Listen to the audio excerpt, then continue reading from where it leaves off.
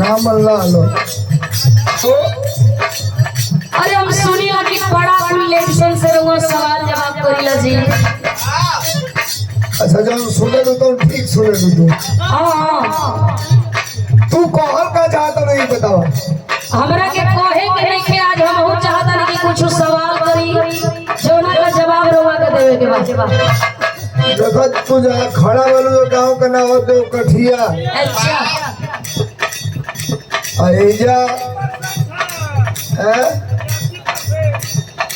99% गाँव बोला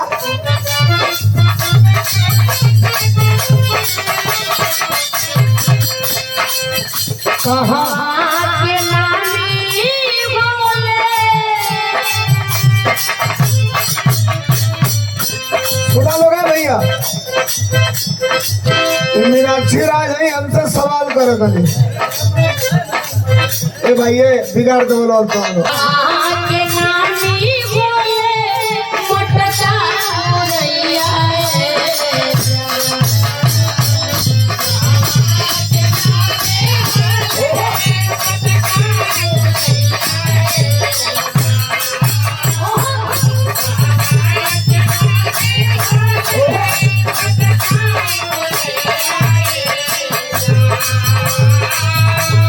कैसो भाई यही खाती कहत बोला ना सवाल नहीं और बोला ना।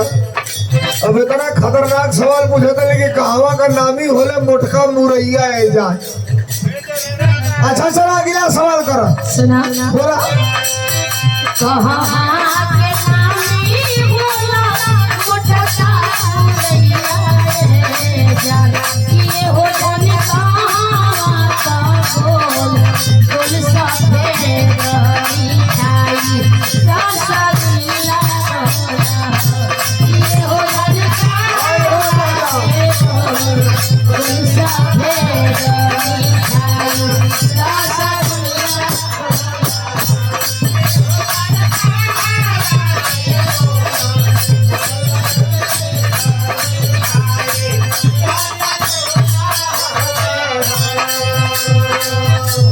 सवाल ही खतरनाक करेली हमसे देखा लो बैठा वालो तो लोग सो रहा है ना मर्द हो जितना जानी हवालो। अब वो मरवा दले कि कहवा का नामी होला मोटका मुरैया ये जान। पहला सवाल का जवाब ला सुना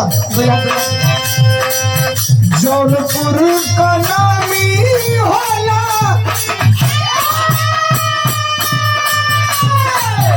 सुना लो जौनपुर का नामी होला मोटका मुरैया ये जान।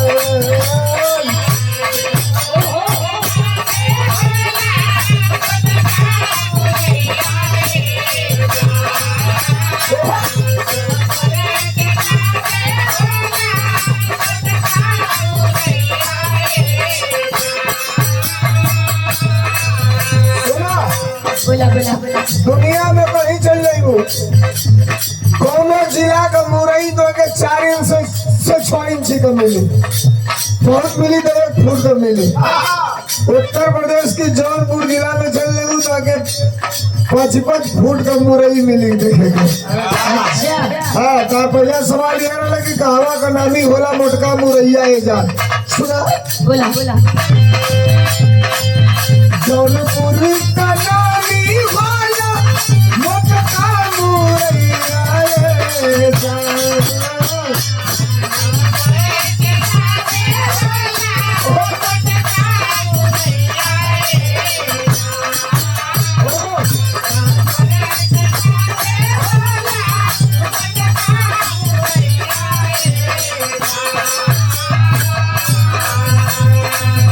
जौनपुर का नामी होला मोटका मुरैया ये जान।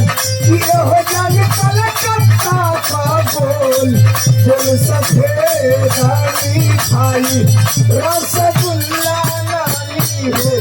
ये हो जान बोल सफेद मिठाई रसगुल्ला।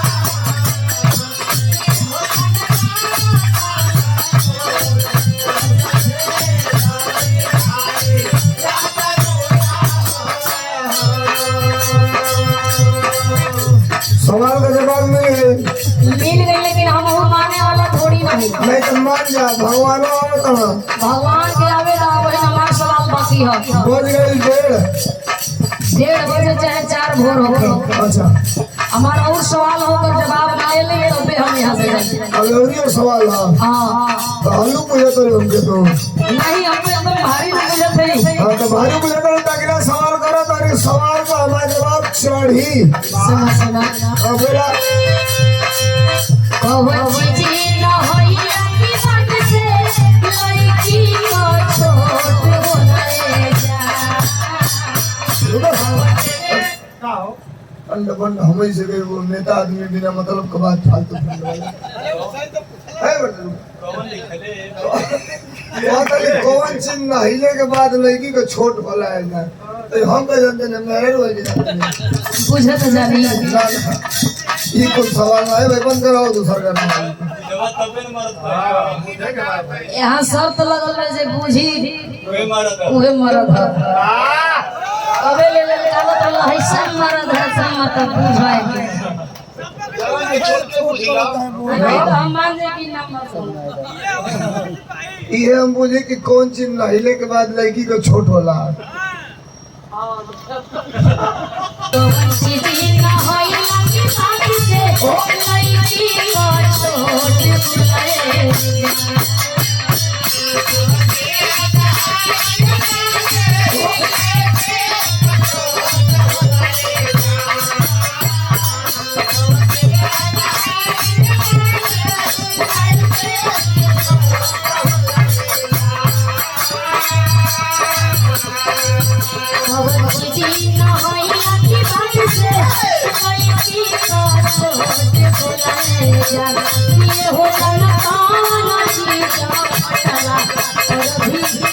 बोले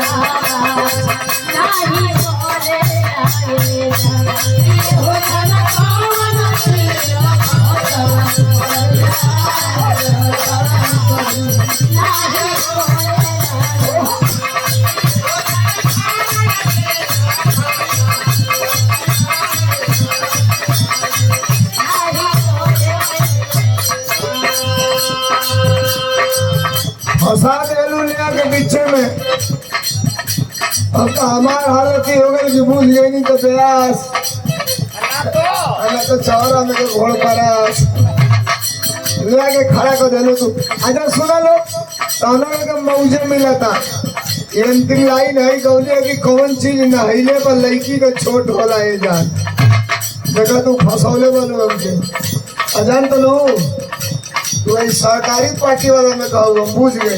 अच्छा हाँ जो है तो नहीं हरी सरकार चलो तो प्राइवेट है वो तो बतावा यही ना लॉलीपॉप दे दे आ यही ना भरमा उतरा था ना सब तुरंत नहाई दे कबाब में तुरंत नहाई दे कबाब में साबुन का छोट होला ये जान तुरंत नहाई दे कबाब में साबुन का छोट होला ये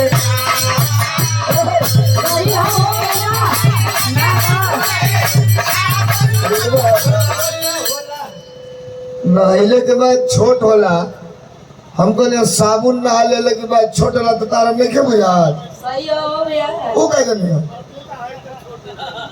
मेरा सवाल लगा कि कौन चीज फटले पे आवाज ना करेला ते नहाइले के बाद से साबुन का छोट होला रे जान ये हो गया कैसा लीटर फाटी जाला तू बताया आवाज नहीं करे लाए जान ये हो गया कैसा लीटर फाटी जाला तू बताया आवाज नहीं करे लाए जान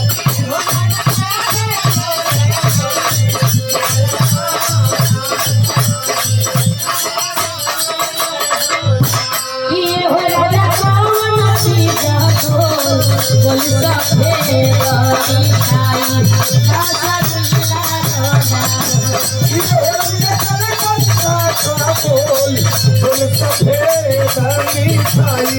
रसगुल्ला नामी हो